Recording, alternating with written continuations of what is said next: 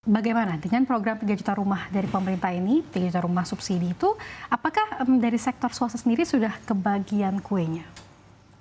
Posisi sekarang kelihatannya modulnya ya, modul rumahnya dan tempat serta tanah yang utamanya kelihatannya juga masih belum selesai kan. Sehingga banyak industri, kita kan di hilirnya. Jadi di hulunya itu adalah beberapa industri-industri seperti industri cat, industri keramik, industri semen. Harusnya mereka lebih cepat mendapatkan program tersebut daripada kita yang retail. Okay. Nah, cuman retail-retail ini kan adalah bagian daripada redistribusi kita di seluruh Indonesia yang menjadi perpanjangan tangan industri. Nah, kondisi ini kalau pemerintah sudah fix mengenai modulnya, tanahnya, besar kecilnya rumah, ya, terus desainnya kalau memang standar nggak standar, itu semua masih perlu ada kajian-kajian yang harus segera dirilis oleh pemerintah. Supaya pada saat sudah siap untuk dijalankan 3 jutanya, kita kan sudah berbicara dari sejak Oktober kan, sampai sekarang, itu besok udah Juli, tinggal 2-3 bulan lagi kita udah setahun. Nah, rilisnya harusnya sudah lebih cepat ya, bisa mungkin sekian juta. Tapi kondisi yang kita tahu bahwa menurut berita-berita di mana-mana, gosip-gosipnya belum jadi. Sehingga apakah itu kebentur di tanah, apa kebentur di izin, atau terbentur di dalam subsidi, atau terbentur di mana, ya nggak tahu. Oke, tapi sebetulnya beberapa daerah di sekitar area Jakarta begitu ya, mungkin yang Bodetabeknya ini kan memang sedang membangun rumah tersebut. Apakah ada kontribusinya di bahan bangunan ini terlihat penjualannya meningkat atau seperti apa, Pak? So far sampai sekarang bahan bangunan secara retail turunnya nggak signifikan. Jadi artinya kalau kita bicara bahwa supply bahan bangunan terutama di toko-toko kita masih relatif turun, tapi kalau masih 2-3% itu masih dianggap bahwa kita berjalan business as usual. Kecuali itu sudah drop sampai 5-10% dan sekian. Nah, kondisi ini sejak Q1, Q2 kita drop-dropnya atau turun-turunnya tidak lebih dari 5%, jadi 2-3%, which is to us masih business as usual. Ya, jadi kondisi apapun yang di dalam konsumen yang kita harapkan, terutama di toko-toko kita, di Mitra 10, kemudian kita punya redistribution business, semua itu masih sangat amat ketergantungan dengan renovation, bukan ke new project. Jadi kalau konsumen datang ke toko kita, konsumen mengkonsumsi, membeli, itu kebanyakan adalah konsumen renovation.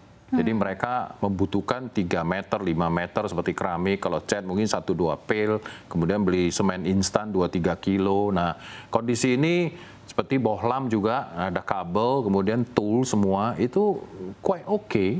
Bisnis, kalau bagi kita yang sebagai pemain di situ, kita melihat bahwa penurunan 2-3% itu adalah business as usual. Nggak turun lah istilahnya ya. Mungkin memang sedikit melambat, tapi sebetulnya tidak signifikan. Ya, karena kondisi sistematiknya pemerintah di dalam efisiensi ini kan juga masih berjalan, tetapi kan ada beberapa sektor yang kita lihat bahwa konsumen tetap beli, konsumen tetap membutuhkan, karena kalau yang namanya begitu keramik lepas, pop up, kemudian bocor catnya, ya, kemudian semuanya masih in related, masih terpakai dan terbeli lah istilahnya. Oke, nah tapi secara mungkin generalnya untuk pertumbuhan dari kinerja keuangan CSAP di kuartal 1 2025 ini seperti apa jika dibandingkan dengan kuartal yang sama tahun lalu, apakah sama atau berbeda? Turun 2-3%, yes. Turun. Q1 kemarin sama Q sekarang turun, cuman turun yang saya tadi katakan bahwa kalau turunnya masih di bawah 5%, artinya kan kita masih so far oke ya, sebagai sales ya, quote unquote sebagai sales ya.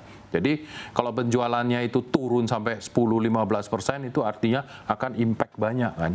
Gitu. Tapi kalau penurunannya masih stabilities of so far kita katakan yang tidak di atas 5% rata-rata, which is the market is still consuming lah gitu. Di tengah kondisi global saat ini kita tahu ya, geopolitik ini Timur Tengah sedang sangat memanas, kemudian juga perang di Ukraina, Rusia ini belum juga kelar, apalagi trade wars juga sepertinya juga masih tensionnya masih cukup besar begitu. Ini apakah perusahaan mengalami tekanan dari sisi biaya ataupun logistik hingga harga bahan bangunan sendiri?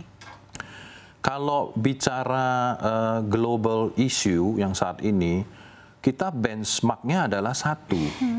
Industrialisasi yang sudah maju pesat, yang industrialisasi yang sudah mengkontribusi buat the world, itu most likely ada di China kan. Jadi barang-barang China yang masuk ke seluruh dunia, itu kelihatannya tidak ada hambatan. Termasuk di Indonesia juga kita masih belanja as usual. Walaupun ada beberapa safeguard, walaupun ada beberapa anti-dumping, walaupun itu international ada trade barrier, tarif, Trump dan lain sebagainya. So far importasi secara global masih berjalan. Barang-barang kita yang kita import dari Eropa juga masih jalan. Trafficnya, logistiknya so far masih aman ya. Tapi kalau yang namanya the next following Iran, Israel ini masih continue, another 6 months kita nggak tahu. Karena jalur-jalur perdagangannya kan pasti terpengaruh kan. Karena Iran kan juga ada di bagian sebelah dekat-dekat dengan China dan lain-lain. Dan kalau yang disebut Ukraine, Rusia, so far sampai hari ini udah almost 2 years, nggak banyak yang disebut pengaruh traffic antar negara. Sama yang disebut tadi tujuan kita adalah fokus utamanya itu adalah banyak barang-barang yang sudah menjadi bagian daripada importasi yang ada di China. Kebanyakan industri kan sudah ada di China yang cukup modern, cukup komplit ya. Sehingga I think not so much ya problem secara global. Nah, by local kita juga banyak yang beli di dalam lokal. Lokal-lokal ini kan boleh dikatakan industrinya juga sudah cukup mapan, yang sudah menjadi bagian daripada contribution buat the government, ya kan, di dalam ekonomi kan.